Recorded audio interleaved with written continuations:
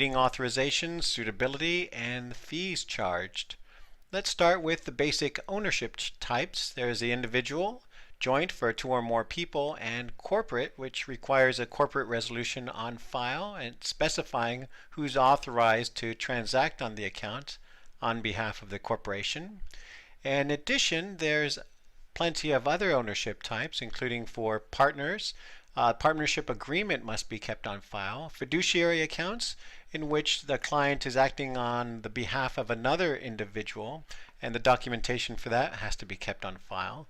Incompetents also require a fiduciary to act on their behalf, and minors who are not allowed to open accounts at all.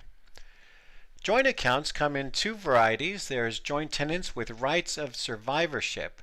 This is essentially where 2 clients each have 100% ownership of the assets in the account. That is, if one of them passes away, the other one has ownership and there's no need to transfer any of the assets to an estate or any other transaction. A tenants in common joint account, it does have proportional ownership, so it can be split 50-50, 70-30, 80-20, any kind of breakdown. And if one of the customers dies, their proportion of ownership goes to their estate, not to the other joint account holder. Minors have accounts which they can hold with a custodian, so not on their own, but someone has to be in charge of the account for them. The income under the account does go to the Social Security number of the minor, and the account is over when the minor reaches majority age. The other type is a UTMA, which is a new legal format in which minors can hold accounts, again with custodians. Trading authorizations are allowing the broker-dealer or someone to trade on behalf of the client. A limited authorization is for just buying and selling securities. A full authorization includes cash and securities withdrawals, just about everything you can do on an account with a full authorization. These do require a power of attorney to allow a third party to transact on the account. Fiduciaries, minors, or incompetents may not grant trading authorizations. In any case, the trades have to be suitable for the client and the accounts, so they can't be beyond their ability to pay.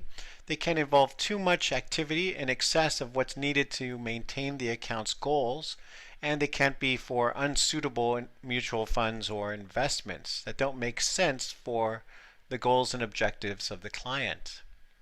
COD is the way in which securities are paid for once they're settled. So they can be either DVP, in which the custodian bank pays when the security is delivered, or RVP, in which the dealer makes the payment and receives the security for the client's trades.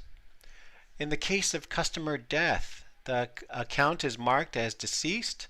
Any open orders are canceled, the assets are frozen. Basically, the account is shut down until the estate of the executor or administrator can come forward and manage the account from there. Statements must be provided to clients. They must be quarterly for inactive accounts, or monthly if there is activity. They have to show their account balances, any types of transactions at all actually in the accounts must be disclosed. Sometimes clients may move their account from one broker-dealer firm to another. The original firm is known as the carrying firm, and the new firm is the receiving firm. The receiving firm first gets instructions from the client, which then they submit as a transfer request to the original or carrying firm, which takes 1 day to validate, or if they have any problem with it, take exception to. And there are 3 business days to complete the transfer. Sometimes there are assets that are not transferable for whatever reason, and the instructions have to specify as to what should be done with those assets. Confirmations for trades have to have these 4 pieces of information by the completion or the settlement date. In addition, if it's a margin account, these extra 5 pieces of information need to be provided as well, including the capacity in which the broker-dealer acted in, either as the agent on a trade or the principal dealing with their own risk and inventory for the trade. Bond confirmations have separate information that they need to provide, such as yields, maturities, and bond types, which aren't relevant to other types of securities. The markups and commissions charged for securities have to be some kind of reasonable, have to have some kind of reasonable basis. And we saw this in a prior video where we talked about the 5% rule, which is a general commission charge for straightforward, vanilla kind of trades. Fees for securities can either be charged as a commission, which is that charge for executing a trade, or priced built into the price of the security as a markup. So if the broker-dealer has it in inventory, they're just charging an extra price on top of what they paid as their profit.